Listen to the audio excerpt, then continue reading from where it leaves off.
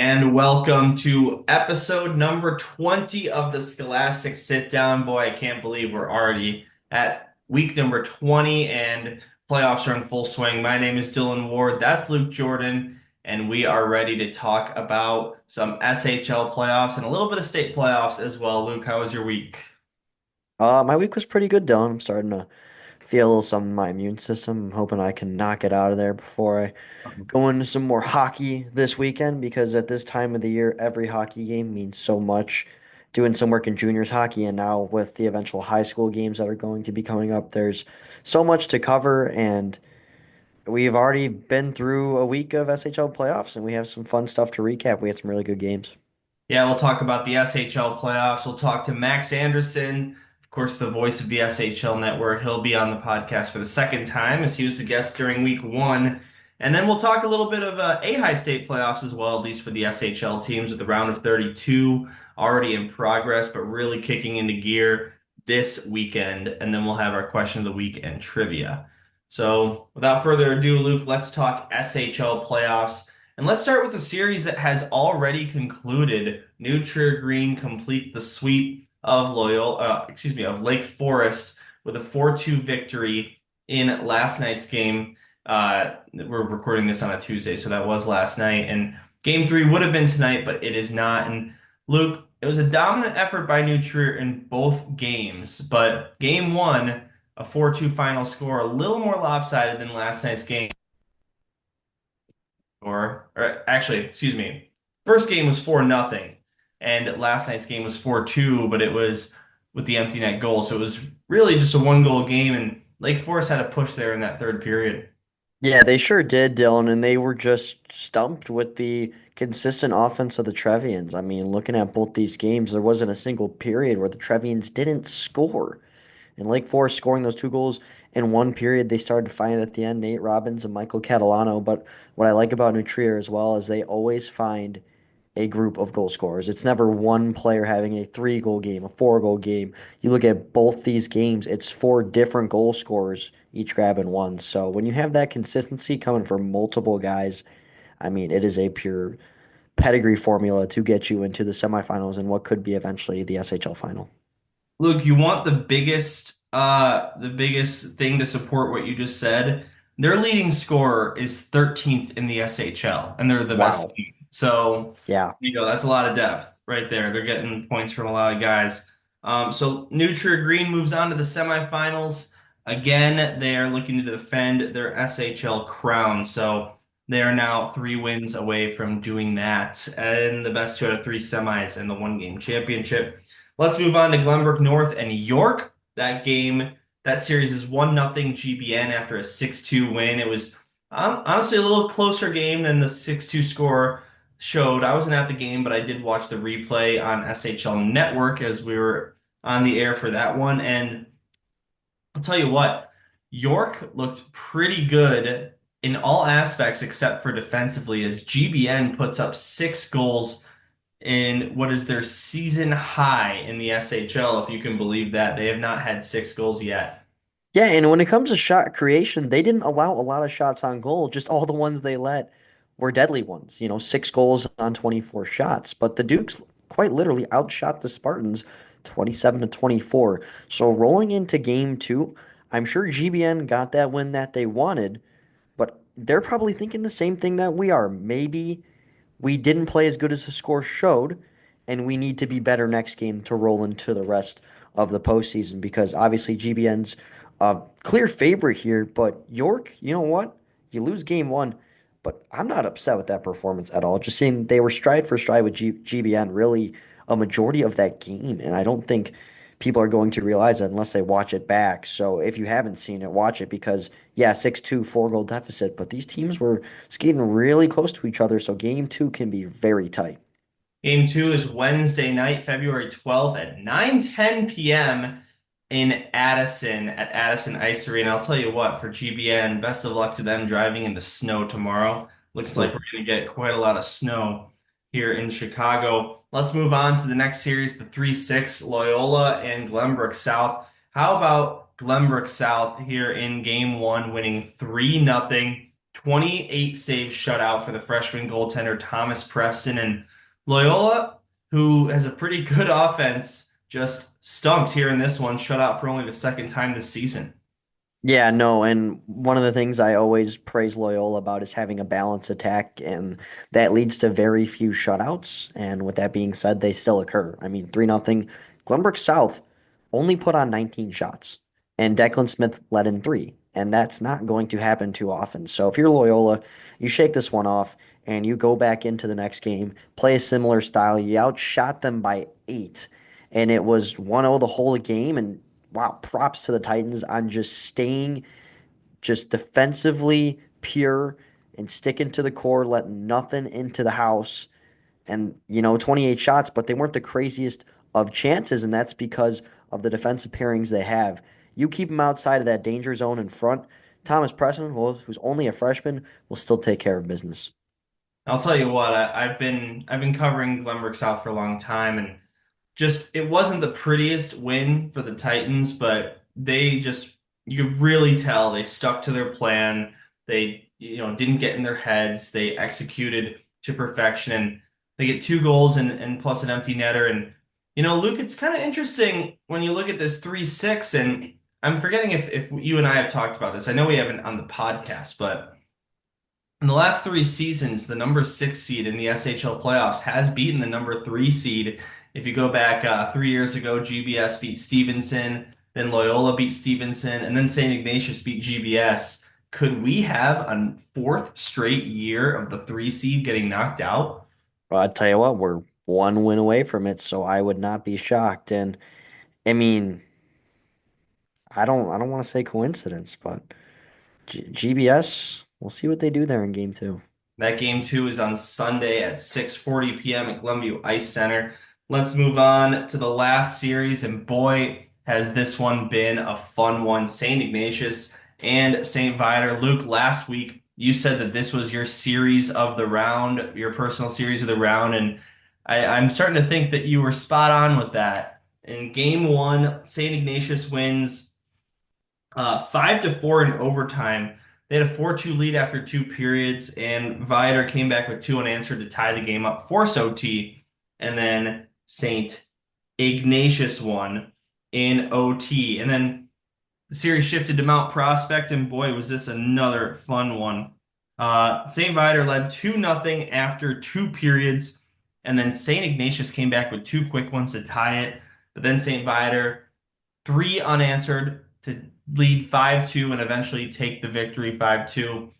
And boy, did this one get physical at the end, Luke. I was there watching, and only two referees in this game, which was pretty surprising, but I thought they did as best a job as they could controlling it all. I think the final count was 75 penalty minutes in the final minute of the game. Yeah, and both coaches look to have been thrown out in the end because if you get 12 penalties as a team, your coach gets ejected. And yeah, no, I'm looking down this line and wow, that is a lot. That's a lot of penalties. Yeah, go to the SHL website, check out the box score for that one if you didn't see that. If you enjoy reading long pages. But no, what I will say is this series has been awesome. I'm glad I picked this one as my series of the week because these two teams, as we mentioned, play each other so even. We talked about the first three regular season meetings, the only three regular season meetings. They were all 4-3 final scores, weighing one side or another. Look at the next game we get. It goes to overtime, 5-4. Austin Haynes gets loose in the slot. St. Viator, unfortunately to their part, took their eyes off of him, and from there he snipes Brock Hare. But this time, Brock Hare bounces back. He stops 38 out of 40. And one thing I learned is the end speaks for itself, but you have to stay disciplined. Both these teams had two power play goals in game number two. So it might not be the more disciplined team that wins game three, but I tell you what, there's a very high chance that if you win the game, you were more disciplined. No 100% guarantees, but maybe 98% the way that those power plays were functioning in game two. And I think they've been talking about when they're going to schedule game three. Nothing's confirmed yet, so we won't say anything here on the podcast, but we do know St. Ignatius has to take care of their CCHL stuff and state playoffs as well. So it might be a little bit but we are going to see a third and decisive game between these two sides. Yeah, and St. Ignatius is going to need 3 games in their CCHL playoffs. I am shocked the Marmion Cadets win that game one. And you know what? Iggy's one loss away from being eliminated in the CCHL playoffs. And if you're weighing it for Ignatius, you're looking CCHL playoffs, SHL playoffs, state playoffs, presumably. But if you're Ignatius, you have the talent to potentially win all three. So even if they end up dropping what could be an upset to the Cadets, they're going to be really upset. But to their pros compared to cons, you can use that as some fuel to get you through the rest of your season. But still, they're going to have to climb the mountain to Marmion to get on to the semifinals. Yeah, we will see what happens with that, and we'll talk a little bit more about the CCHL as well in our outside of the SHL segment. But that's going to do it for our SHL quarterfinal update. And just a reminder for all the folks at home, the semifinals are reseeded, so it doesn't follow the straight bracket format like state does. So it makes it easy now that we know New Trier's in the second round as the 1 seed. So whoever the lowest seed of the other 3 teams that advance will play New Trier Green, and then the other 2 teams will match up. So just keep that in mind as we roll along. But without further ado, we'll bring it into our guest here on episode number 20, Max Anderson. And with that, there he is, our guest for episode number 20, Max Anderson, voice of the SHL. And Max, you're our first two-time guest, as you were the guest on week number 1, and here you are 20 weeks later. Welcome back. Well, I appreciate it, guys. And like I told you guys, was that 20 weeks ago now? Really appreciate what you guys have done. I know you guys are in SHL ranks a lot, but I get people coming up to me thanking me. And to be clear, I don't do anything with this. This is all Dylan and Luke. And I don't say that because I don't want to be a part of it. I just don't have the time. So I just give Dylan and Luke all the credit in the world for picking it up and know that even beyond whatever feedback you guys get, I get feedback from people saying how much they love the sit down. So again, on behalf of the league and really people that have been around a long time, really appreciate what you guys are doing. Hey, don't discredit yourself. You still uploaded the good first half of our podcast to YouTube for us, so you're still behind the scenes there, so don't worry Yeah, about it. that SHL Network YouTube channel, it's got a lot of power. I mean, we have the state championship games on it, so I wasn't just gonna roll out the passwords to anybody. I just had to see that you guys were serious, and once I did, I was like, okay, I can let them run with it. I trust them. So, first time we had you on, there were not really any games yet because it was just the start of the season. So, it was Mhm. more focused on the network and history of the network itself. I want to make this a little bit more about the season, looking back on it, and the playoffs. But I will Sure. ask you with my first question. It is network related, obviously, with SHL playoffs and state playoffs coming up. Why don't you give our audience a preview of what to expect here from the SHL network? Yeah, absolutely. So we've already had one broadcast in the books. That was GBN York on Saturday night. It was a lot of fun just getting started with high school hockey. It was a closer game than really the score dictated. It was, in fact, York had that early lead. I'm sure you guys probably already recapped that game, so I won't do that again. But like we always do, we'll have, of course, have the SHL championship whenever that is. Everything else is really on a TBD basis. We kind of see how the matchups shake out. If a semifinal series goes to game 3, almost certainly we'll be there for it. Um, it really just depends, and we kind of just wait and see as the schedule comes out. Does it work for our crew? A lot of times, we'll have like 2 days or 3 days notice. So it's a matter of, is Jimmy available? Am I available? If not me, Dylan or Luke, are you guys available to the game? If Dylan, you might be doing a GBS game. So it's really a puzzle that once we do get dates, I'm furiously sending texts around to see if A, we're approved from the league level to do it, and B, do we have a crew, put together to be able to do it. Yeah, and just looking back on this season, I Mhm. remember Dylan and I had our biggest surprise and our favorite to win the SHL. And looking back on that, did you have a certain team that really surprised you this year from expectation to now reality? Luke, I'll give you a lot of credit. Remember, who's going to take a step back was going to be Loyola, and actually, till the turn of the year, that was looking like a great prediction, right? They were struggling. They were kind of middle of the pack in the SHL, and then they rattled off that 6 game winning streak in January to kind of vault themselves back, almost got getting to that 2 seed, which GBN ended up getting.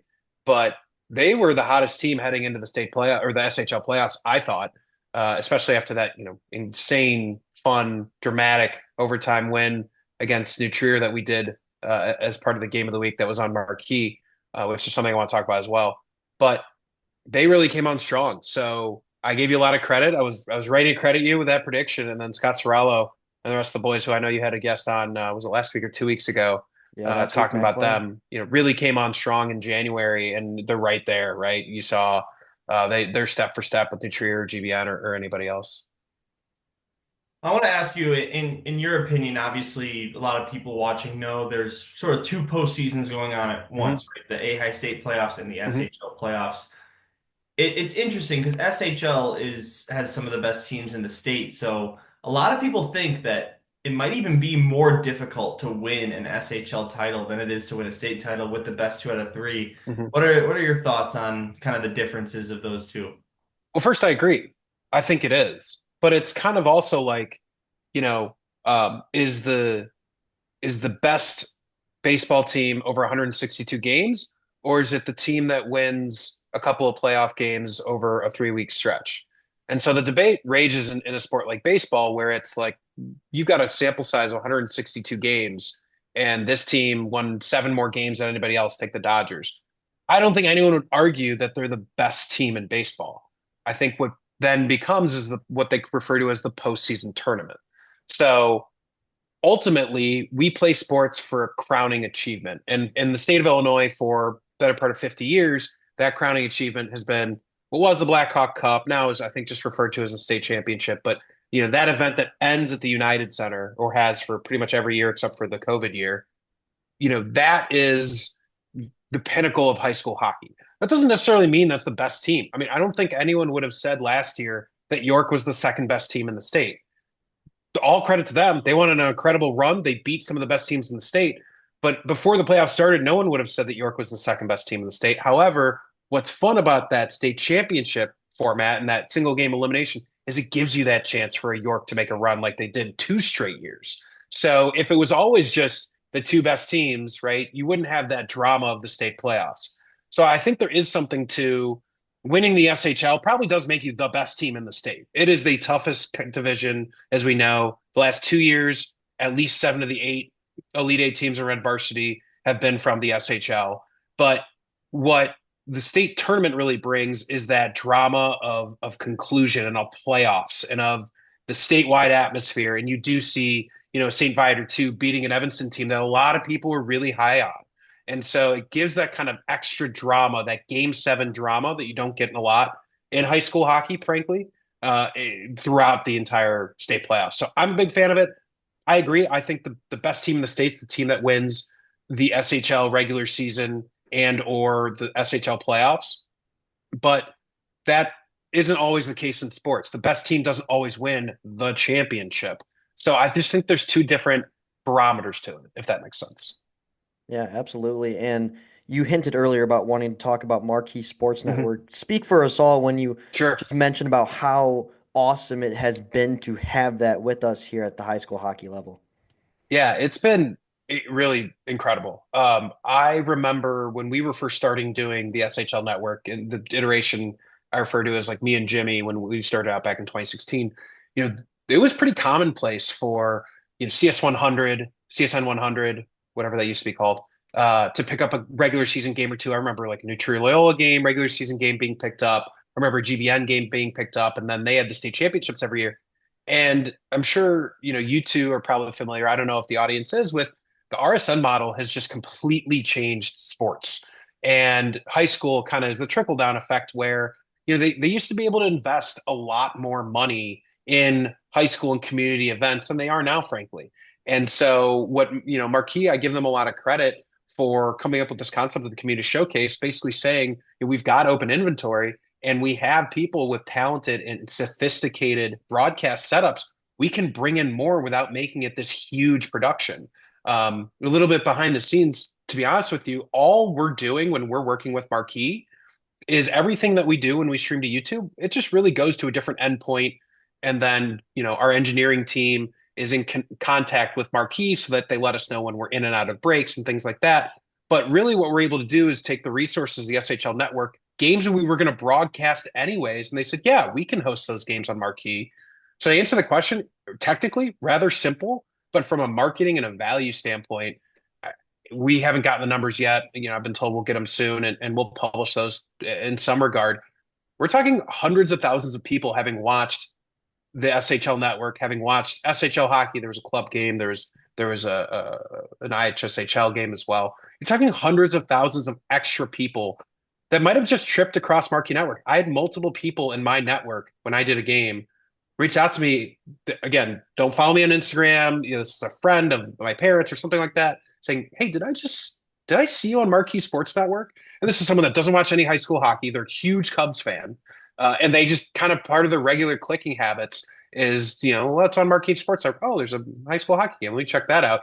And then I was there. That's a very real thing that happened to me. So extrapolate that out towards, all the viewership of Marquee Network across all the different cable platforms and direct to consumer. You're opening yourselves up to a market that just didn't exist. And if we can, as a network, bring just a couple of percent of the casual viewer that happen to stumble on, say, oh, let me go check out this thing on YouTube. Forget about the exposure for players and teams, just the growth in the network and the ability for the network moving forward to probably sell more sponsorships so we can broadcast more games so that the burden is less so on the teams to fund the network, which I don't know if people realize this, but more than 80% of the SHL network, none of the teams in the SHL actually pay a dime towards. It's from sponsors. So I think there's sometimes this perception that the SHL is just like these teams that have a ton of money, which like they have more resources. There's no question about that. But when it comes to the SHL network, it's been a very specific guide and remand from Evan Polakita saying this is not just going to be an endeavor that every team has to add to their balance sheet and a cost for. We need a fundraise for this. So to be frank with you guys, the seasons we do more games, it's because we were able to bring in more money. The seasons we're not able to do as much. A lot of it just has to do with we weren't able to bring in as much sponsorship money. So to bring it back to your initial question, I think it's huge long term when in the off season the league can go to sponsors and say, "Hey, not only were you on the YouTube with all these stats we have from YouTube, you were also on Marquee Sports Network with your brand, which is this powerful channel throughout the Chicagoland area. So whether you're a plumber or a real estate agent or insurance agent or whatever it might be, like, your exposure, by the way, goes a long way." So that's my call kind of this off season. If you're interested, we will share all of the engagement stats with you, all of the, the demographic stats with you to show that I think this is a great investment for local Chicago companies. And it's self-serving because the more we get in, the more we can do. Absolutely. And you talk about those games on Marquee.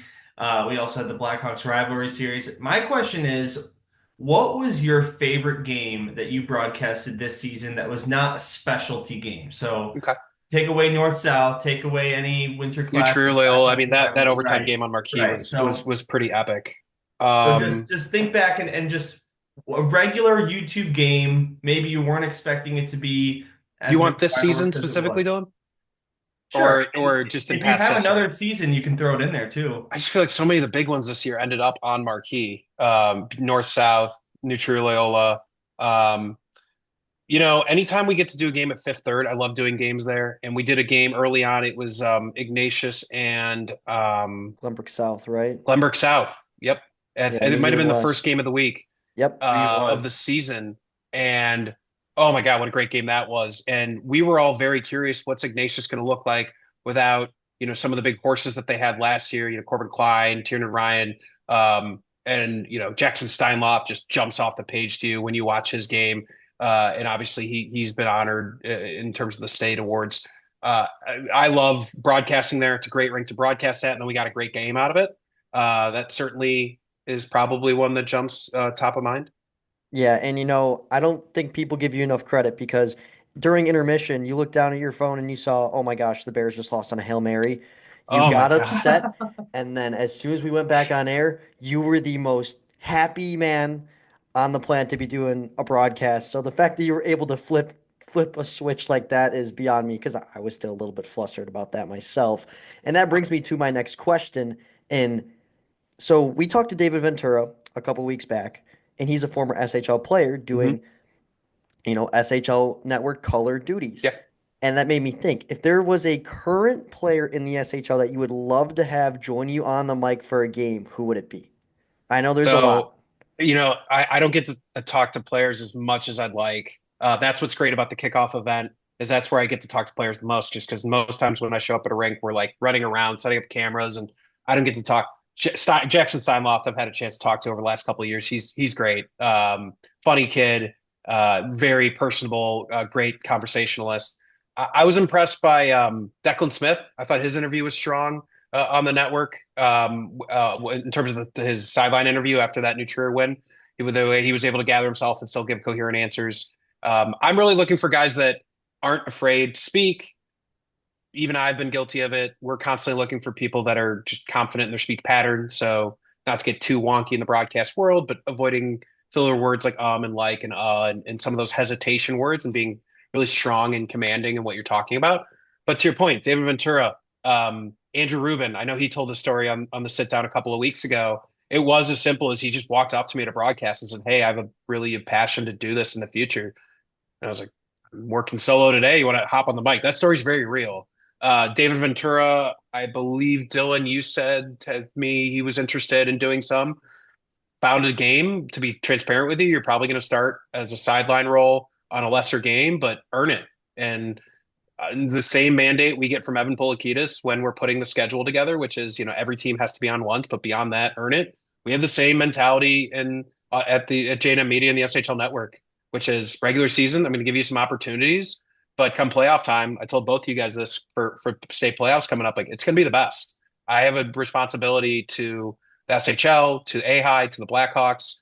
I have a responsibility to put on the best broadcast possible. So I'm not just going to do that because David Ventura used to play in the SHL and he's a nice guy. I actually thought he was really good. I heard him do one of your GBS broadcasts, I think, before he was over on the SHL network. So I am always willing, and I think it's better. I think for the league, it helps when you have ex players that are interested in whether it's coaching, whether it's broadcasting, whether it's writing, whatever it might be. I think it's great for the health of the league long term when you have that kind of buy-in. Yeah, I remember. I'm pretty sure, Luke, this was your first SHL Network broadcast. I was on play-by-play. It was York versus Carmel at Oh Glacier yeah, Ice Cream. Am I right? Was that your first? that was not And my you favorite were outfit. sidelined for that, and you've come a long way. And now look at us on here on this I, podcast. in fact, I distinctly remember after that broadcast being like, Luke, you're allowed to talk more than just the interviews. Your role is meant to be like an analyst sideline in giving feedback. Like, okay, I'll do it next game. I'm like, I okay, was Luke. so scared. Dude, I showed up in my Chiefs jacket. Yep, That I was remember rough. that. That was rough. I'm glad you held on to me. No, Most people would have let me go. nope. I'm here for growth, here for more opportunities, and look at you now. Thank Well, you. Max, you had a lot of great answers here. That's it for in terms of questions from me. Luke, I don't know if you have anything else, I'm but all good on my end do you have any too. words you'd like to share with Yeah, our audience last before thing we I'll leave? say is again, guys, can't thank you enough for taking this on. There's a market for it. People want it. You're seeing consistent multi-hundred viewers. People want to listen to this. People want information on high school hockey. Also want to give you guys a plug for that release show a couple of weeks ago that you two and Sam did. You guys absolutely crushed it. I've every broadcast I've been on since I talk about it. I don't think people realize how difficult doing a release show like that is. When you watch March Madness, they've got 15 producers, they've got 20 graphics editors in the background that you guys didn't have. And I told Sam the same thing when he was a little bit hard on himself on some of the mistakes. I loved when he just ripped up the paper. Oh Like my it's gosh, he's live. awesome. We're doing it live. Let's have fun. Mistakes are going to happen. Even the March Madness release show a couple years ago, that really high profile mistake where they said the wrong team was in the tournament that didn't end up getting in the tournament. Even CBS, sports has billions of dollars in budget. They screwed up. So you guys did an incredible job. I think that's going to be a feature here to stay, just based on what I've heard from the AHI people and from you guys. So kudos to you for taking on yet another launch idea and propelling high school hockey forward. I've been waiting for more people to join me on this ride, trying to drive local high school hockey initiatives, and I really appreciate you guys stepping up this year. So it's been awesome, and I know there's only more to come. Sure is only more to come, Max. Thank you. Yeah, really Of course, appreciate guys. those nice words. All right, guys. Talk to you soon. Good to hear from Max Anderson as we look forward to more broadcasts coming down the playoff stretch. And speaking of more broadcasts down the playoff stretch, as we know, the SHL network does like to cover the entire state championships in all divisions, and that includes a lot of non-SHL teams, Luke. So why don't you use that as a segue to talk a little bit outside the SHL here as the playoffs roll along for the other leagues? That I sure will, Dylan. We're going to arrive at our first stop at the IHSHL North Central Division. The quarterfinals are finished, and all of them being sweeps. Number one, Evanston sweeps number eight, Highland Park. Number two, BGHW sweeps number seven, Prep. Number three, Chicago North sweeps number six, Notre Dame Green. And then New Trier Blue, number five seed, sweeps Deerfield, the number four seed, in overtime. So the semifinals are Evanston versus New Trier Blue and BGHW versus Chicago North. First games are actually both tomorrow. BGHW will host Chicago North 8:40 p.m. at West Meadows, and then Evanston will be hosting New Trier Blue 8 o'clock p.m. at the Robert Crown Community Center, one of the most beautiful rinks in Illinois high school hockey. Anyway, I digress. Let's move on to the CCHL, where one, or actually three series have already been decided in the quarterfinal. There's one left, and it's Marmion and St. Ignatius, as they are currently entering game number two. Actually, pardon me, they're entering game number three. Ignatius won game number two, 8-4, after being upset first by Marmion 3-2. So that needs a game three. The winner of that series will go on to play the the Brother Rice Crusaders, who beat the Providence Catholic Celtics after being down 1-0. They won the next two, moved on. And then Bennett with the sweep on St. Rita, Fenwick as well on Notre Dame. So Bennett and Fenwick are the confirmed semifinal matchup in the CCHL as we wait on the other to unfold. Headed over to the West, we have two semifinals already in action. And how about this? Number five OPRF has won game one against the Warriors. They lead. OPRF was the five seed. The Warriors are the defending state champions and number one seed. Looking over at the other semifinal, number three Maine has beaten number seven DuPage in game one. So each 1-0 series there to the number five seed and the number three seed.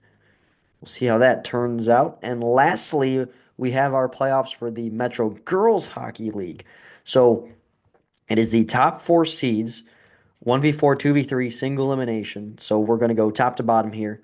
1v4 in the higher division in the Scholastic. It is New Trier at the 1 and Fenwick at the 4. They will first face off on Friday at 7:30 p.m. And all these games are hosted at the Lake Forest Academy Mackenzie Arena. The 2v3 matchup in the Scholastic Division are the Naper Valley Warriors, the 3 seed, taking on Glenbrook, the state runner-ups, the number 2 seed. Then in the Founders Division, and by the way, these are single elimination, Burlington West is the 4 seed, taking on Barrington, the 1 seed of the Founders. And then LFA is the 3 seed, host of the tournament, taking on number 2 Chicago Central. So we'll see how those turn out. But for now, Dylan, that's all we have, and it's still a lot, and we are very excited.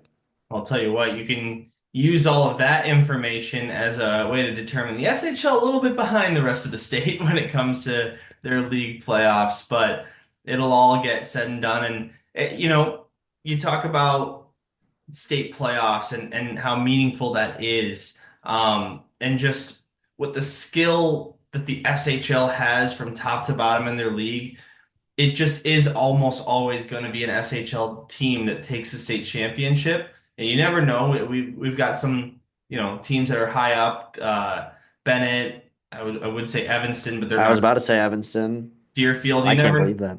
You never know what could happen. But for all these other leagues, it's a great opportunity for these teams to fight for a trophy and a championship that might be a little bit more realistic than winning state. Yeah, absolutely. And this is one of those years where it's honestly more reasonable for a non-SHL team to have a real shot. So, I mean, one of the words that we've used all year to describe the SHL is parity, and that goes within the state of Illinois as well. You look at Bennett performing in that O'Grady Cup. I mean, there are teams that can hang with the best. Marmion just beat St. Ignatius in game one of the CCHL playoffs. So You know anything what? is given. If you have that CCHL website pulled up, I actually think Marmion might have beaten St. Ignatius twice in a row because I'm pretty sure they played in the end of the regular season too. Let's see. And Oh my gosh, you're right. Yeah, yeah, February 1st, Marmion wins 1-0, and then they go on to beat St. Ignatius again. So yeah, they're Jack Golke style in March Madness. They're telling you that they're not a Cinderella, and they can really beat the Wolfpack. absolutely. All right, well, that concludes our outside of the SHL look, and now's the time where we usually preview the coming week in SHL play. But since we already did that, talking about the quarterfinals, now is as good a time as any to talk a little A-High State playoffs as the round of 32 really kicks into gear this week and weekend with 14 games between Wednesday and Sunday. So let's do just that. All right, A-High State Championship round of 32 as these teams all fight to get to the United Center. We've got 2 games of the round of 32 already in the books and 14 to go. So, Luke, let's start by talking about the round of 32, starting with a very early game on Wednesday, February the 5th. It was Evanston hosting the AHL's St. Viator Varsity 2, and an absolute stunning result here in this one as Evanston, the number 9 seed, is upset in the first round to St. Viator by a final score of 4-3. The Lions score 2 goals in the third period, separated by just around 45 seconds by Marcel Zawizlak and Mason Steffen. And for the Evanston Wildcats, not what they were expecting to happen that night. No, not at all. I mean, it's a 9 versus 24. It's typically pretty given, but that's what's so beautiful about sports. Let me just relay the shots for St. Viator period by period. In the first, they had four. In the second, they had six. In the third, they had five. Notice how they didn't have more than 6 shots on goal in a single period, but still they find 4 goals scoring in every period, staying consistent and really emptying out the tank in the end. That only period where they had 2 goals, you mentioned separated in under a minute. Mason Steffen with 2 goals. You need players to really step up, and this is a varsity 2 team. I mean, there's no true star power when you look at the rest of the state, but there are players who can step up and wear capes, and that's exactly what Stefan does. The Lions only pile on 15 shots, but it is enough, and this is one of the more shocking upsets I can remember that, and that's in my very memory loss full mind of mind. Yeah, well, and not only does Evanston lose in the round of 32 there, most of the games in this round are this weekend, all the way up until February 16. They get knocked out on February the 5th.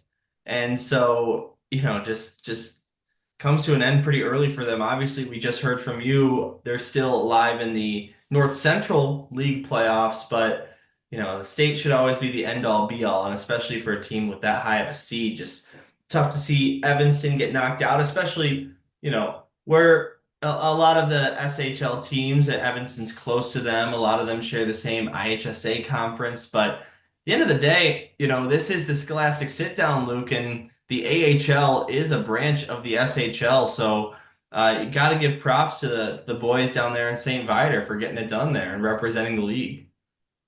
No, it just shows how deep this league and its branches run. This is a tall tree, Dylan. Yeah, it really is. All right, let's move it along to the second game of the round of 32. That was last night, February the 10th. New Trier Blue versus Notre Dame Green, and that was Notre Dame's only team in the bracket. This was an exciting one, Luke. It was 3-3 after 2 periods, and after Notre Dame, no team ever had a 2 goal lead in this game. Also, it was 1-0 Notre Dame, and then 2-1 Notre Dame, and then 3-2 New Trier. And eventually in OT, Aiden Maher gets the game-winning goal on a great pass from Ryan Hunley. It was a great play overall. There's a video of it on the SHL Network Instagram, and you just gotta love this state playoff overtime. And it's unlike the SHL. It stays 5-on-5, endless until there's a goal. But just this season, they changed the rules so that the OT periods are now 17 minutes instead of 10 minutes. So it really does have that NHL playoff overtime feel, just matching any other period of play. And New Trier Blue gets it done here. And don't want to speak too soon. New Trier Green still has to play St. Rita, but we could have, for the second straight year, an all-New Trier matchup in the round of 16 for state. Yeah, it's funny how it ends up because New Trier could, they're fighting for their New Trier Blues fighting for themselves there, and they're going to try to put up a fight, and it will be very interesting to see that because just because you have better stuff on paper doesn't mean what you put out there is 100% of the time going to be better. And also, just looking at this game, this is when you know that they nailed it with the seeding. A 16 versus 17 going past regulation. And you talk about Hunley with the game-winning assist. That was his third of the game. And Notre Dame, they stayed disciplined. They committed two penalties in the second period.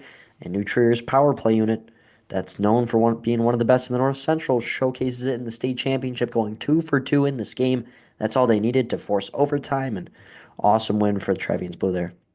All right, well, that is it for the results so far in the round of 32. We're going to talk about the rest of the games on the schedule, but at this time, we're only going to go through the SHL team's schedule just because there's a lot of games and it would take a while to talk about them all. But if you want the full schedule, just go to A-High website and look at the high school bracket for yourself or game sheet as well. But Luke, without further ado, let's dive right in on Wednesday, February 12th. Also, I want to add, two teams have advanced to the round of 16, both varsity two teams. Just kind of an oddity there. Yeah, that is an oddity. So Wednesday, February 12th, we've got two SHL teams in action. First, the Glenbrook South Titans at 7:40 p.m. hosting the number 27 seed Neuqua Valley Wildcats. And then later on in the night at 8:45, we have the Lake Forest Scouts at home at Alumni Memorial Fieldhouse as they welcome in the number 22 Loyola Maroon side. And what's pretty cool about both these games being on the same day is that the winners play each other in the following round. So we'll have our first round of 16 matchup known at the end of Wednesday night. Yeah, and it'd be exciting to have two SHL teams go at it already in the round of 16, but they have to get through some sleeper opponents. Loyola Maroon is arguably the best team in the AHL. We won't know that truly until a team wins the AHL championship. But then on the other end, Neuqua Valley, they did have an off year per se, but they were still just about 500 in the West. So you can't kind of pull that, and not to dig at my former foe in the Wildcats, but you can't pull a Evanston and let your guard down because these two teams are going to come out swinging. So don't expect blowouts. I do think that Lake Forest and Glenbrook South can absolutely win. They're favorites, but nothing is promised. I mean, I'll sound like a broken freaking record by the end of March. Well, on Thursday, the following day, three games in the state playoffs, but only one SHL team in action is the number 5 St. Viator Lions at home at Mount Prospect as they take on number 28 Marmion at 8:50 p.m. And Luke, we've talked about it a handful of times already this episode. Marmion with that shocking result over St. Ignatius, a team who's seated higher than St. Viator in the state playoffs, so you never know. Yeah, it's funny. We've talked about Marmion more than we've talked about some SHL teams today because they are making themselves worthy of being conversation. I mean, they're one win away from beating Ignatius in the CCHL playoffs. They're playing a team in St. Viator who is very, very similar to St. Ignatius. So this is very treacherous territory for the St. Viator Lions. And of course, they're always going to be the favorite, especially when it's a 5 versus 28. But I'm sure the Lions took awareness to what happened previously, and they should be ready for that one.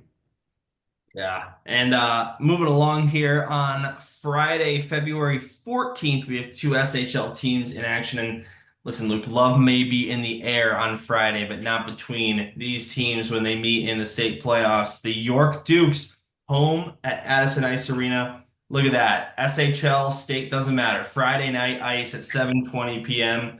for the York Dukes as they host the Lyons Township Lions. The winner of that game, by the way, will play St. Viator Varsity 2, and then also Loyola Gold at American Heartland Ice Arena. 20 minutes later than York at 7:40 are home against the number 30 seed Hinsdale Central Red Devils. So, Luke, what do you make of these two matchups? What I make of York and Lions is this another one of those matches where you gotta say, watch out. And York, they see that they have St. Viator's Varsity 2 up next if they win, and you're kind of licking your chops. You're saying, you know what? We win this game against Lions, who was a team that was also slightly above 500 in the West, in a West division that had a lot of winning teams. There were, I believe, two teams above 500 or at 500 that still didn't make the playoffs, and Lions was one of them. So it'll be interesting to see how that matchup fares off. And on the other end, Hinsdale Central just a little bit lower compared. to the rest of talent out in the West. They're taking on Loyola. It's going to be a tough task, but take into mind, Hinsdale Central's already played a state game. They've gotten those quote unquote jitters out, and they're ready to face Goliath this time.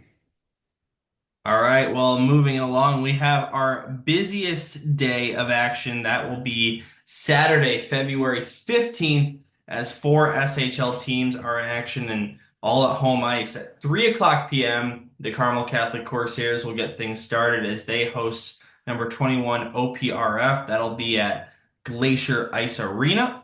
Then at 6:20 p.m., it will be St. Ignatius at home at Fifth Third Arena as they take on Glenbrook South Blue Varsity 2.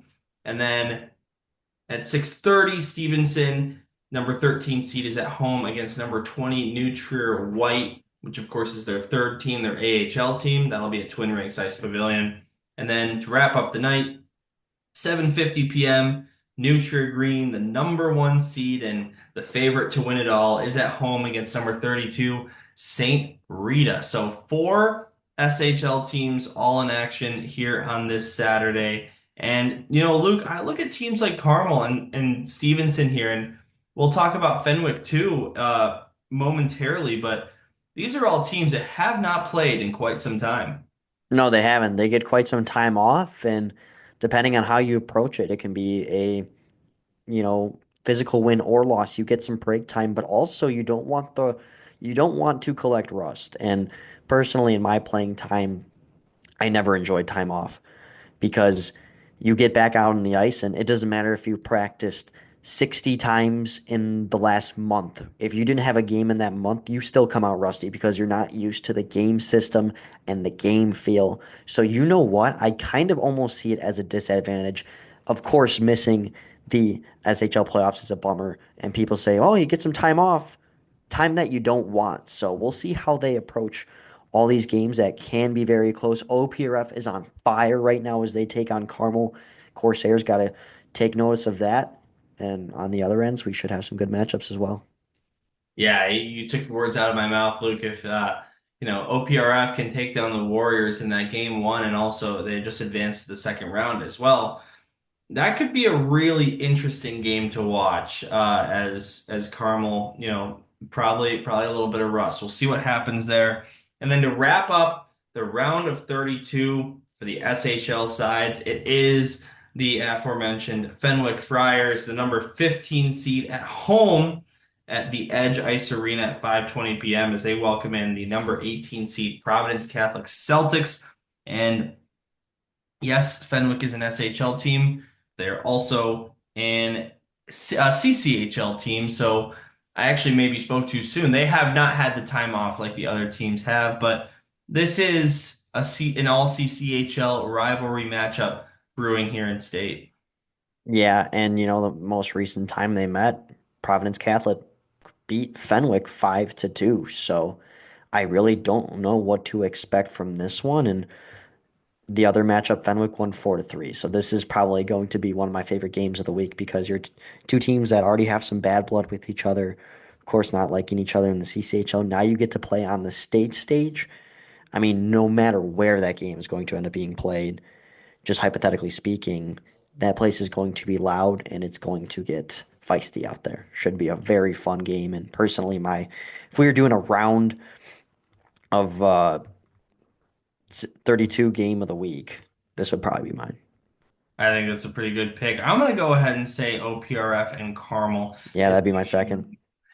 just because we were talking about that. And actually, folks, I do apologize. I'm reading off of Game Sheet right now, and I just totally forgot that Sam Schwartz had texted me that Fenwick game is actually going to be Friday instead of Sunday. And then also not on the schedule, how can we forget the number two seed in the state of Illinois, Glenbrook North, as they will take on the Sandburg Eagles on Sunday at 7:20. So there is your complete SHL team round of 16 or round of 32 schedule for the A-High State playoffs. And Luke, those first two games were really spaced out from one another, but it's going to be absolute mayhem over the next 5 days as we're going to have 14 games over these 5 days in the state playoffs. Yeah, and you especially, you're going to be keeping busy. You gotta take care of all those scores on the Oh SHL yeah. network, and I'll be score watching as well because a lot of these games are going to be really important to the rest of the unfolding of this bracket. So, oof, these parents are going to be working hard, players are going to be working hard, refs are going to be working hard, you name it. So, very chaotic weekend ahead. And let's wrap things up here on episode number 20 of the Scholastic Sit Down, how we usually do it with our question of the week and trivia. Unfortunately, no comments on last week's episode. I don't know where Dana's at, but or really where any of you are at. I mean, I see as of when we're recording this right now, 127 of you viewed it, so not one comment, but that's okay. So this You this know, Dylan, it doesn't take more than a coach to know. This sport comments, it's not a one-man team. You guys need to step up, okay? That we can't just be relying on one star player because they're going to have off nights. So I need you guys to step up. Second liners, third liners, fourth liners, we know you're there, and we need your comments. Simple as that. Because even that. if you're not seeing the end of these videos, you're really testing our trust and loyalty to you guys. So you know what? You get right in there. It's like your attendance. Mark that down.